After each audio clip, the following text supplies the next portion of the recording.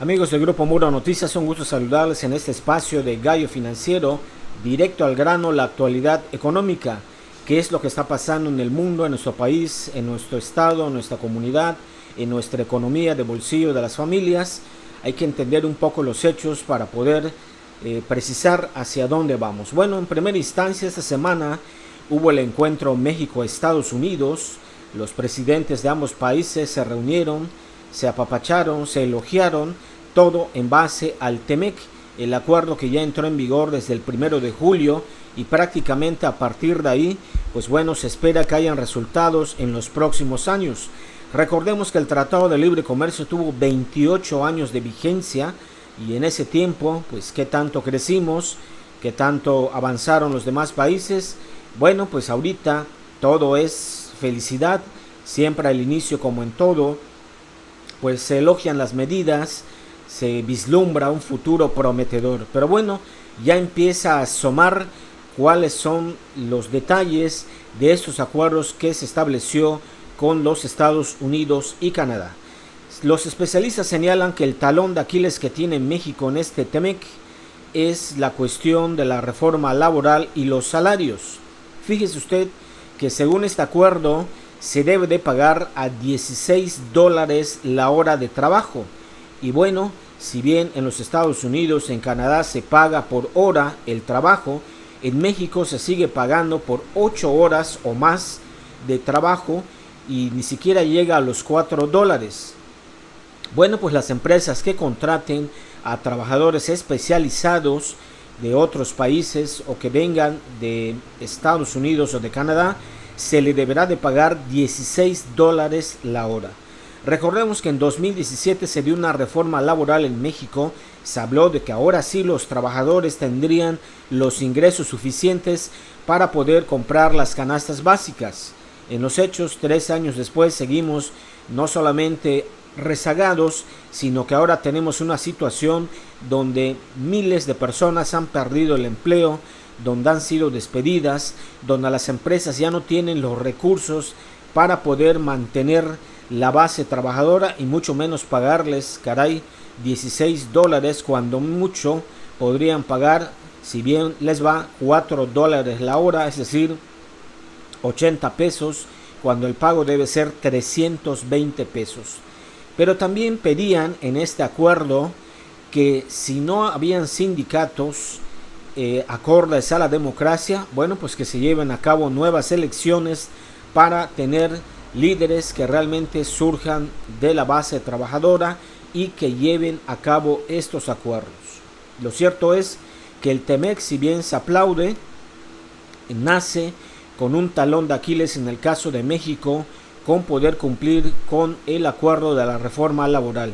Ya lo veremos en el paso del tiempo, qué va a hacer nuestro gobierno, qué van a hacer las empresas para poder cumplir estos puntos, porque pues seremos de nuevo luz en la calle y oscuridad en su casa. Un trabajador extranjero que venga con título especializado, estaremos obligados a pagarle $16 la hora de contratación, mientras que un trabajador mexicano pues seguirá cobrando cuando mucho 2 o 3 salarios, no digamos por hora, sino por jornada laboral de 8 o 10 horas, lo cual esto señala una disparidad salarial que deberá de acoplarse y ser similar en los 3 países. México va en ese rezago. Bueno, en otra temática tenemos que hay una controversia en el manejo de las cifras del coronavirus. Ya el gobierno federal, a través de sus instancias de la Secretaría de Salud, dice que irresponsablemente el gobierno de Yucatán se mantiene en semáforo naranja cuando debiera estar de vuelta al rojo, ya que ha aumentado el número de contagios y el número de personas fallecidas y sobre todo la incapacidad hospitalaria en el sentido de camas y atención. Hemos visto, hemos escuchado que hay personas que han fallecido a las puertas de los hospitales, llámese del Seguro Social, del ISSSTE, del Hospital Orán, etcétera, aquí en la ciudad de Mérida, Yucatán. Y bueno, esto ha llamado la atención y hay precisamente una llamada de atención del gobierno federal a que Yucatán, a que su gobierno tenga una responsabilidad en este asunto del coronavirus, porque las cifras no cuadran. y bueno, se tratan de justificar, pero lo cierto es que sí, efectivamente ha habido un aumento y lamentablemente esto se refleja en los decesos y en el número de contagios. Por favor, hay que seguir las medidas preventivas, aunque los virus, las bacterias no las vemos, existen y por lo tanto debemos mantenernos con las manos limpias, con el gel, con el cubrebocas y la sana distancia, y sobre todo si no tenemos que salir, pues bueno, evitarlo. Si tenemos por necesidad que hacerlo, lo entendemos, pues bueno, también habrá que tomar las medidas precautorias. En otra información tenemos que el Congreso del Estado rechazó los préstamos que pidieron los municipios de Progreso, de Mérida y de Humán. Corroboremos la información. Ahora sí, los diputados del Congreso del Estado, por una leve diferencia, no aprueban los 400 millones de pesos que había pedido el Ayuntamiento de Mérida, dicen, para salir de la crisis. Lo mismo sucedió por el caso de Humán y de Progreso. Efectivamente, el Congreso del Estado rechazó los préstamos solicitados por los ayuntamientos de Mérida por 400 millones, de Progreso por 37 millones y de Humán por 10 millones de pesos. Las comunas habían informado que este dinero serviría para hacer frente a la grave situación que atraviesan por la pandemia y para la reactivación económica. El Ayuntamiento de Mérida dice lamenta la falta de sensibilidad que demuestran algunos de los diputados, que ignoran la capacidad financiera y no ven la correcta administración de los recursos y la apremiante necesidad social.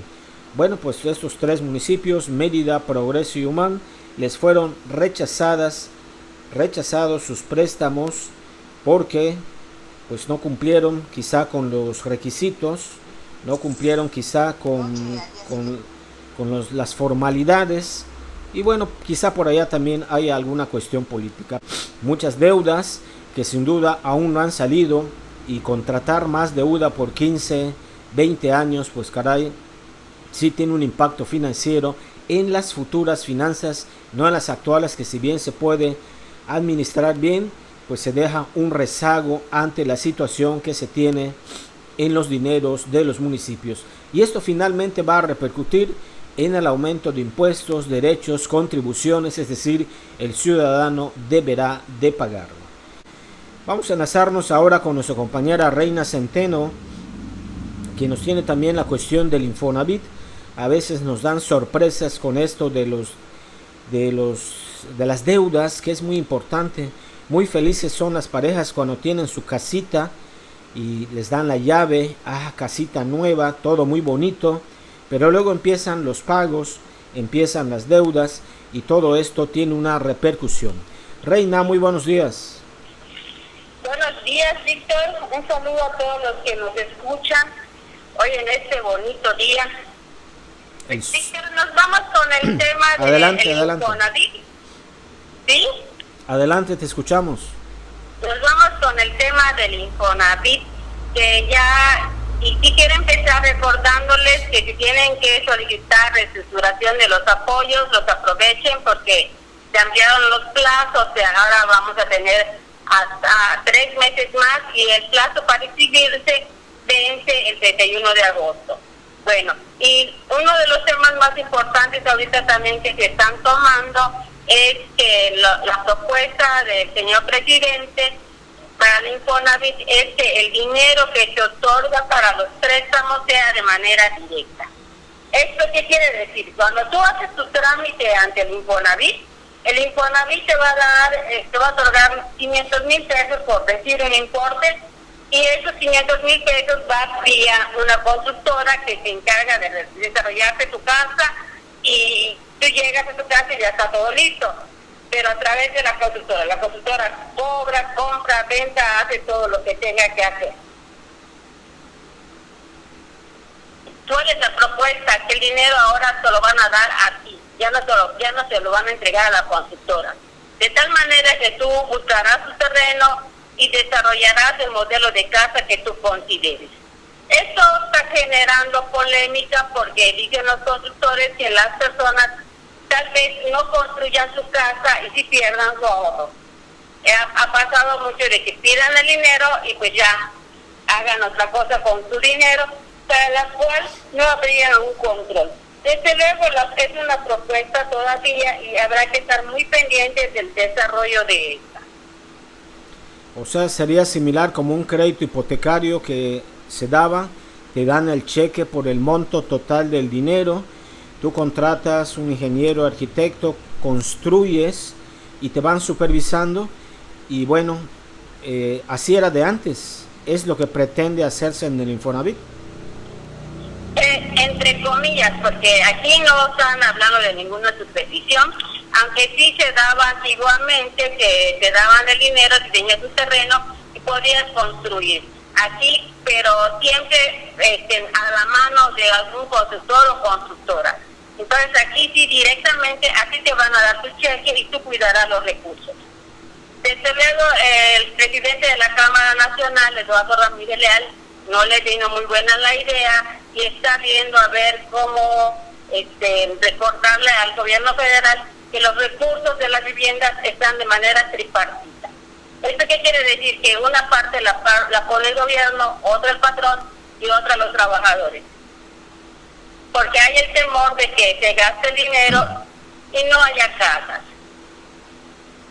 Bueno, siempre tiene que haber una supervisión, no se puede dar un recurso y después sería prácticamente a fondo perdido y eso no puede ser. Claro, sí, habrá que ir viendo cómo se desarrolla esta propuesta y cómo se irá puliendo. Pero del momento esa es la propuesta y bueno, no la han tomado muy bien los consultores, pero pues ¿qué pasa? Que él dice que, López Obrador dice que ha habido demasiados abusos porque te dan una vivienda de 200,000 pesos y tu crédito es de 500,000. Y eso se trata de ir amortizando estos abusos. Yo creo que habría que enfocarse muy bien con los constructores y decirles, caramba, que mejoren la calidad de las empresas, de las casas, perdón. Que mejoren la calidad de la construcción porque observamos que tú recibes la casita muy bonita, pero a los 5 años empiezan ya a salir los defectos, si no es que antes. Claro, y además cada vez son más pequeñas, de más mala calidad, y sí, los costos aumentan, los créditos son altos y las casas pues no tienen buena calidad. Entonces yo creo que más bien sería como una llamada de atención para que ya vayan mejorando su calidad, para que se vuelva ahora sí que al paso inicial, que era ir buscando calidad para trabajar. Entendemos que esto es por el momento solo una propuesta de reforma a una regla de operación de la ley del Infonavit. Exacto, así es. Aún todavía es una propuesta. La propuesta se basa básicamente en eso, en otorgar los créditos directos, porque las construcciones son, a través de constructoras, son tasadas, caras y de calidad incierta. Además de que nos dicen que los trabajadores, al tú haber construido tu casa a tu gusto y en el terreno que tú quieres, pues tal vez la valores más. Porque si bien hay créditos y la gente los agarra, pero luego también hay casas abandonadas y se están dando muchos problemas que no están buscando y seguimos con el problema de la vivienda, la falta de vivienda. Entonces todo eso él está buscando cómo solucionarlo y considera que de esa manera sería pues una manera más clara de que tú valores tu casa y la tengas. Solo es una propuesta, no hay que perderlo de vista y estarán habiendo seguramente más comunicados respecto a este tema. ¿Qué otro asunto hay en materia fiscal? Estamos en el mes de julio, prácticamente a medio semestre. Pues ahorita en materia, recuerdan que ahorita uno de los temas más importantes es que ya venció la anual y las personas que están tributando en las plataformas digitales ya se han ido inscribiendo, pero fíjate qué curioso, porque ya se inscribieron las plataformas digitales como Didi, Uber, Rappi, Netflix, pero los independientes que trabajan para esas plataformas no se han inscrito y ya la próxima semana estarán emitiendo la tabla para tributar en esas plataformas. Tenemos que estar pendientes de cómo se van a ir desarrollando estas situaciones. Y también recordarle a las personas de materia fiscal que ya tienen que hacer sus declaraciones y sus pagos, porque no ha habido más prórroga. El gobierno del estado dio una prórroga para los pagos de impuesto sobre nómina, impuesto celular, que es el impuesto empresarial, pero eso terminó en marzo y abril, y en mayo ya tenemos que pagar, por lo cual deberíamos ya de estar procurando pagar, ¿no? Reina, ¿qué opinas de que el Congreso del Estado rechazó los préstamos a Mérida, Progreso y Humán, quienes pedían hacer préstamos a 15 años? Bueno, yo leía una nota que decían que es innecesario por las contingencias, pero hay por allá varios temas, porque el Congreso dice que no está muy claro en qué se va a usar ese importe, y se hablan de contingencias, pero finalmente si leemos lo de la solicitud, habla de obras, habla de muchas cosas que no tendrían una relación inmediata con la contingencia. Entonces hay como una serie de variedades por ahí que pues habrá que ver cómo lo van a ir resolviendo. Bueno, muy bien, Reina, ¿dónde te encontramos? Pues búscame en las redes, Reina Centeno, La Hora de Aprender, aquí contigo los sábados. Estamos a las 9 de la mañana. Envíame tus comentarios para estar pendiente. Gracias, Reina. Que tengas buen día. Gracias, Víctor, y que estamos pendientes. Nuestra compañera Reina Centeno, especialista en materia fiscal y tributaria, en estos puntos que pues son otro aspecto de las situaciones que se van dando. Bueno, pues agradecemos que usted nos siga en este espacio de Gallo Financiero, directo al grano, la actualidad económica, para estar enterado de cómo va esta situación, sobre todo lo que nos afecta y pues es el recurso monetario en nuestros bolsillos. Soy Víctor Sandoval y le agradezco su atención. Hasta la próxima.